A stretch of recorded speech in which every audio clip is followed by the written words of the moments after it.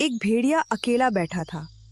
चेहरे पर थकान, लेकिन आंखों में एक चालाक चमक थी, कुछ ऐसा सोचने की जो बाकी जानवरों के बस की बात ना हो। अरे और कितनी मेहनत करनी पड़ेगी, रोज रोज शिकार ढूंढना, दौड़ना, छिपना, कब तक? काश कोई ऐसी तरकीब मिल जाए कि शिकार खुद मेरे पास आ जाए। भेड़िया धूर्त और चतुर था। जंगल के हर कोने में उसकी चालाकी की चर्चा थी। उसी समय रास्ते से एक गधा गुजरा, शांत, भोला और निष्कपट। गधे भैया, जरा मेरी मदद करोगे? ये लकड़ियों का गट्ठर उम्मीद से ज्यादा भारी है। क्या तुम इसे अपनी पीठ पर उठाकर थोड़ा आगे छोड़ सकते हो? अरे इसमें पूछने की क्या बात है, ठीक है, रख दो मेरी पीठ पर, मदद करना मेरा धर्म है। गधा बिना किसी संदेह के हिरन की सहायता करने लगा। दूसरी ओर भेड़िए के दिमाग में पहले ही नए नए शरारती विचार उभर रहे थे। वह कुछ ऐसा चाहता था जिससे पूरा जंगल उसकी मुट्ठी में आ जाए। इसी दौरान एक तगड़ा बैल वहां आ पहुंचा। क्यों रे भेड़िए, आज बड़े ध्यान में बैठे लगते हो, बाबा बनने का मन है क्या? चल हट यहाँ से, दिमाग मत खा, मैं कुछ सोच रहा हूँ। बैल तो मजाक उड़ाते हुए आगे चला गया, लेकिन उसके तंज ने भेड़िए के मन में एक चिंगारी जला दी। कुछ ही पल बाद भेड़िया उत्साह से उछल पड़ा। अरे वाह, इस बैल ने तो मेरी समस्या का समाधान कर दिया। अगर मैं जंगल में बाबा बन जाऊं तो सब जानवर मेरे आगे पीछे घूमें, खुद मेरे पास चला आएगा।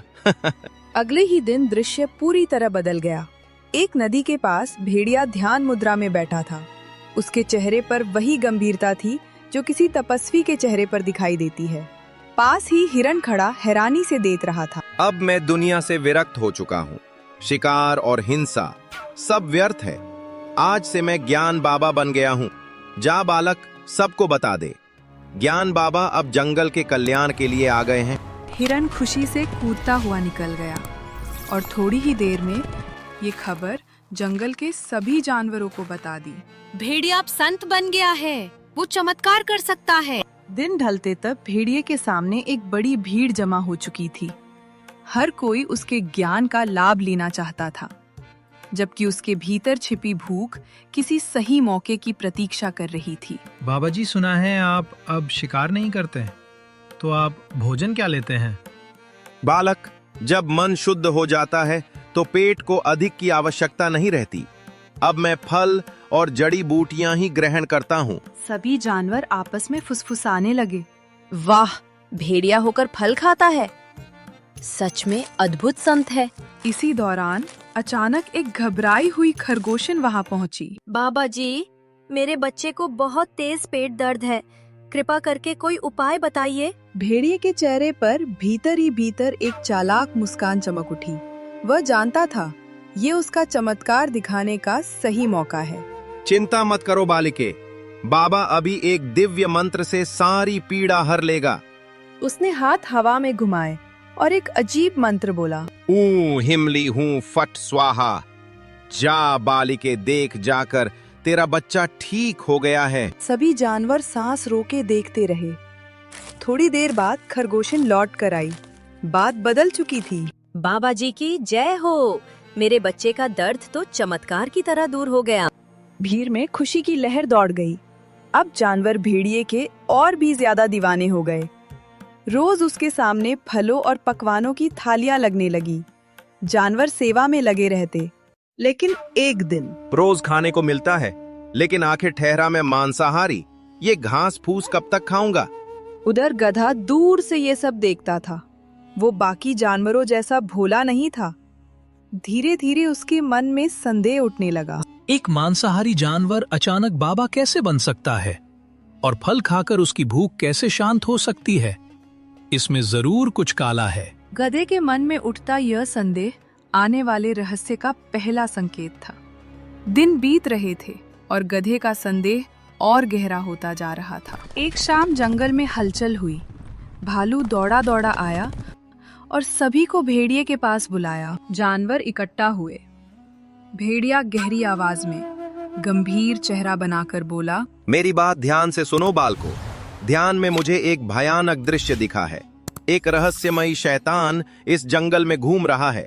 वो किसी भी समय हमला कर सकता है। जानवरों के चेहरे पर दहशत फैल गई। तुम सब सतर्क रहो, मैं इस दुष्ट शक्ति का निवारण ढूंढ रहा हूँ। सभी जानवर भय से कांप उठे, पर गधे का मन अब और भी बेचैन हो गया।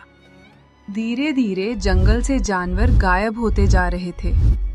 ये सब देखकर गधे के मन में एक सवाल उठा। ये सब भेड़िया बाबा के कहने के बाद ही तो जानवर गायब होने लगे हैं। क्या ये सच में कोई शैतान है या भेड़िए की ही कोई चाल? उसने तय किया, आज वो सच की जड़ तक पहुंचेगा। उस रात जंगल में अजीब सी खामोशी थी। चांद की रोशनी हल्की हल्की धरती पर गिर रही थी। पत्तों की सरसराहट के अलावा कोई आवाज नहीं थी। गधा एक बड़े पेड़ के पीछे छुपा हुआ हर दिशा में नजरें घुमाए बैठा था। कुछ देर बाद सूखे पत्तों पर कदमों की आवाज सुनाई दी। गधे का दिल तेजी से धड़कने लगा। वह झुककर देखने लगा। कौन हो सकता है? थोड़ी ही देर में एक परिचित आकृति प्रकट हुई, भेड़िया। लेकिन वह अब शांत दयालु बाबा नहीं था।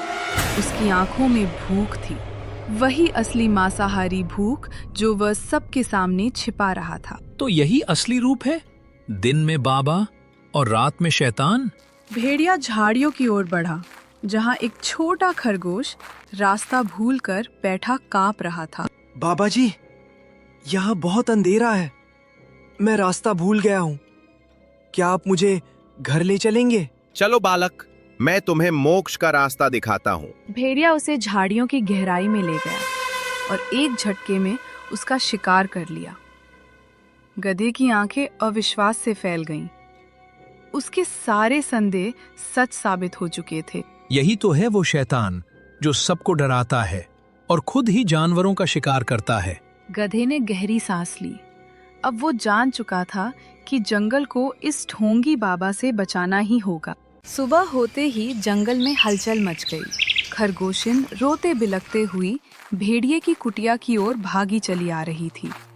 उसकी आंखों में चिंता की परतें थीं, आवाज कांप रही थी और दिल में भय का तूफान था। बाबा जी, मेरे पति रात भर घर नहीं लौटे। कृपा करके अपनी दिव्य शक्तियों से बताइए कि वो कहाँ हैं। भेड़िया एक पल के लिए घबरा गया। उसे याद आया, कल रात वह उसी खरगोश का शिकार कर चुका था, मगर उसने चेहरे पर गंभीर संतोषा भाव चढ़ाकर सजीव अभिनय किया। इसमें ध्यान लगाने की कोई आवश्यकता नहीं है, मैं बताता हूँ कि वो कहाँ है। इसी समय गधा आगे बढ़ा। उसका चेहरा शांत था, पर भीतर उसके गुस्से की आग भड़भड़ा रही थी। वह अब सच उजागर करने को तैयार था। नहीं बाबा जी, मैं बताता हूँ कि वो कहाँ है। सभी जानवर हैरानी से उसकी ओर मुड़े। गधे ने एक गहरी दर्द भरी सांस लेते हुए बात आगे बढ़ाई। जिसकी तुम खोज कर रही हो वह अब इस दुनिया में नहीं है, और इस घटना के पीछे वही है जिस पर तुम आंख बंद करके भरोसा करती हो। क्या कहना चाहते हो? तुम बाबा जी पर आरोप लगा रहे हो? हाँ, यही ढोंगी तुम्हारे पति को खा गया है। मैंने अपनी आंखों से देखा है। पूरे जंगल पर जैसे सदमे की बिजली गिर गई। हर जानवर सन खड़ा था, किसी को भरोसा नहीं हो रहा था। झूठ! बाबा जी ने तो खरगोश के बच्चे की बीमारी पल भर में ठीक कर दी थी। गधे भाई, तुम गलतफहमी में हो। बाबा जी ज्ञानी हैं, सबका भला करते हैं। गधे ने सिर झुकाकर